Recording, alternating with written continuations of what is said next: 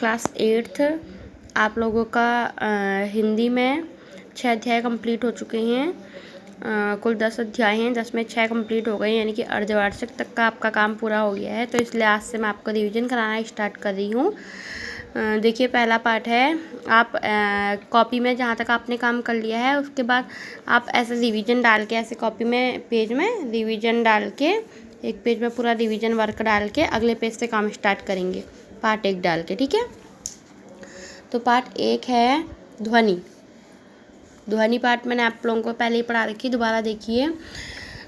ध्वनि पार्ट में क्या है, इसका सार देखिए पहले। ध्वनि पार्ट में कवि जो हैं सूर्यकांत त्रिपाठी निराला जी ने ये पोयम लिखी हुई है, और इस पोयम में आप लोगों को बसंत ऋतु के बारे में बसंत ऋतु का जिक्र कर रखा है, लेकिन बसंत ऋतु के माध्यम से वो आप लोगों को क्या बताना चाह रहा है, हारे हुए लोगों के जीवन में जो मनुष्य होते हैं, जो अपनी जो हार चुके होते हैं अपने जीवन से, उनके जीवन में नया उत्साह भरने की कोशिश कर रहा है इस बसंत ऋतु के माध्यम से।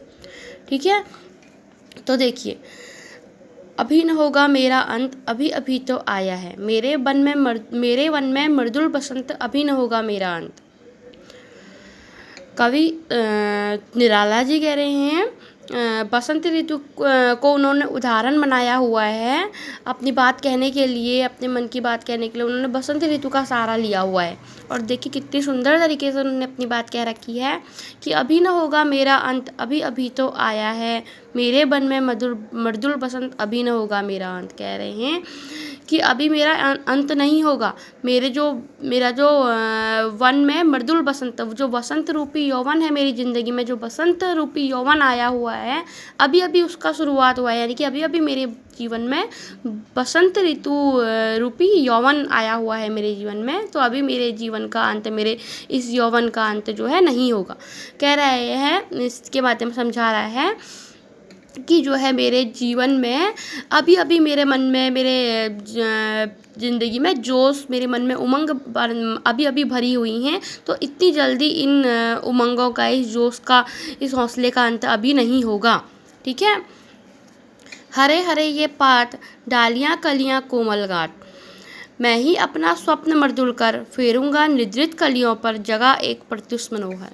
कवि कह रहा है, आपने देखा होगा बसंत ऋतु आती है तो बसंत ऋतु में कैसे नए नए सारे पेड़ पौधों पर नए नए हरे हरे पत्तियां आनी शुरू हो जाती हैं, हरी हरी कोमल कोमल, सब जगह कितना अच्छा लगने लगता है।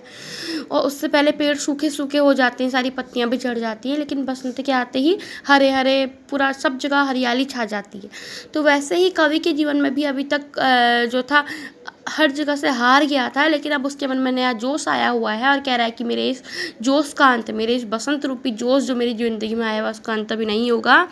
और हरे हरे ये पात, चारों तरफ मेरे जीवन में जो है चारों तरफ अभी हरियाली छाई हुई हैं, डलियाँ कलियाँ कोमल गाट, मैं ही अपना स्वप्न मृदुल कर, फेरूंगा निश्चित कलियों पर, जगह एक प्रत्युष। तो कह रहा है कवि कि जो ये कलियाँ अभी सोई हुई हैं, सोई हुई कलियों से कवि का मतलब है, सोई हुई कलियाँ मतलब जिनमें पत्ते नहीं उगे रहते हैं, मतलब जिनमें पत्ते नहीं हैं, जो एकदम जिनमें पत्ते नहीं आए हुए हैं। बसंत के माध्यम से हो गया, तो जिन मनुष्यों के माध्यम से सोई हुई कलियों का मतलब है कि जिनमें अभी जो अपने मन से हार मान चुके हैं, जो अपने मन में, जो अपनी ज़िंदगी में हार मान चुके हैं, जिनके मन में जोश उत्पन्न नहीं हुआ है अपने काम को लेके, अपने लक्ष्य को लेके, जो हार गए अपनी ज़िंदगी से। ठीक है, ऐसे लोग जो अपनी ज़िंदगी से हार गए हैं, जो उदास हैं अपनी ज़िंदगी को लेकर, ऐसे लोग। ठीक है, तो कह रहा है कि अभी जो है चारों जगह जो है हरे हरे पत्तियां छाई हुई हैं, हरे हरे पेड़ पौधे दिख रहे हैं, हरी हरी पत्तियां छाई हुई हैं, यानी कि बहुत से लोग हैं जिनके मन में नया नया जो कार्यों को करने के लिए नया जोश, नया उमंग है, लेकिन बहुत से लोग ऐसे भी हैं जो हैं उदास हो गए हैं, सोए हुए हैं। सोई हुई पत्तियां मतलब उदास लोग हो गए हैं, और ऐसे लोगों को मैं क्या करूँगा, अपना स्वप्न मर्दुल कर, फेरूंगा निर्जरित कलियों पर, जगह एक प्रत्युष मनोहर। इसका मतलब है कि मैं जो है इन कलियों के लिए, आपने देखा होगा जब सूर्य की पेड़ पौधों को क्या चाहिए होता है, सबसे ज़्यादा ज़रूरत किसकी होती है, सूर्य की किरणों की होती है। सूर्य की किरणें नहीं होंगी तो पेड़ पौधे भी जीवित नहीं रहेंगे। सूर्य की किरणों के द्वारा अपना भोजन बनाते हैं, वो आपने पढ़ा होगा साइंस में, कैसे क्रिया करके, प्रकाश संश्लेषण क्रिया करके अपना भोजन बनाते हैं। तो ऐसे ही जैसे पत्तों को, पेड़ पौधों को सूर्य की ज़रूरत होती है, तो कह रहा है कि मैं सूर्य की किरणें जो हैं खींच लूँगा और उनसे, उन मनुष्यों, उन कलियों में नया जीवन भर दूँगा। मतलब मैं जो है अपने, जो मेरे मन नया नया उमंग आई हुई है, नई जोश आई हुई है मेरे मन में, उन जोशों को मैं फैलाकर उन उदास मनुष्यों के ज़िंदगी में अपने उन जोशों को भर दूँगा, फैला दूँगा। उन जो उदास मनुष्य हैं उनके जीवन में भी अपने उस जोश का प्रसार करूँगा, फैलाऊँगा और उनको एक नई ज़िंदगी दूँगा। ठीक है। पुष्प पुष्प से तंद्रालस लालसा खींच लूँगा मैं, अपने नवजीवन का अमृत शहर सींच लूँगा मैं। तंद्रालस लालसा मतलब होता है तंद्राधन आलस, आलस और सोए हुए, अलसाए हुए। ठीक है।